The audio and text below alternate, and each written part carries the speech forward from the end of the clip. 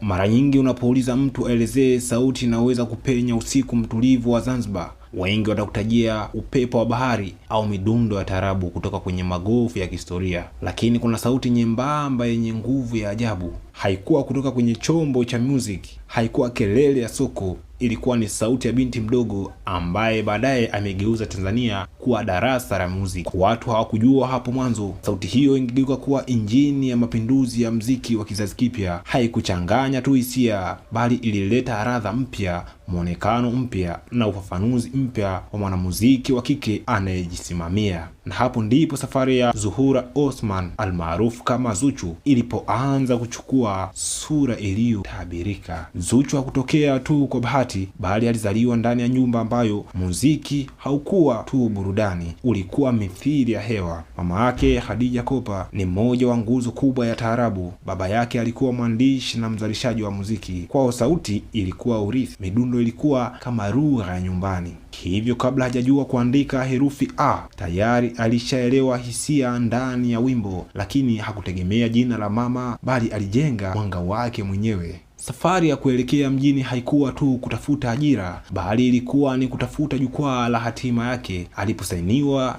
WCB Wasafi mnamo mwaka 2020, hakuwahi kuwa sura iliyotarajiwa. Alikuwa bado mpya, bado hajakubalika na macho ya umma. Lakini ndani ya miezi michache, kile ambacho wengi walidhani ni msanii wa muda kiligeuka kuwa tetemeko. Mfululizo wa nyimbo kama Sukari, Cheche, Hasara na nyinginezo zilichoma jina lake kwenye anga la muziki wa mwanga usiozimika. Zuchu amekuwa msanii ambaye hakusubiri mtindo umfate, bali aliutengeneza. Sauti yake ni mchanganyiko wa upole wa Kizanzibar, uchungu wa taarabu, nguvu ya pop na utamu wa bongo flava. Alichanganya urithi wa asili na ujasiri wa mjini. Ndio maana nyimbo zake zina mzuka wa sasa, lakini bado zinabeba roho ya zamani. Video zake zilivunja rekodi za YouTube kwa wasanii wa kike Afrika Mashariki. Zuchu hakuleta mziki tu, alileta utamaduni, alileta ujasiri, alileta mfumo mpya wa jinsi mwanamke anaweza kuonekana kwenye jukwaa. Hodari, mwenye nidhamu na mwenye kichwa cha biashara. Jina lake linanukia kama chumvi ya pwani ya Zanzibar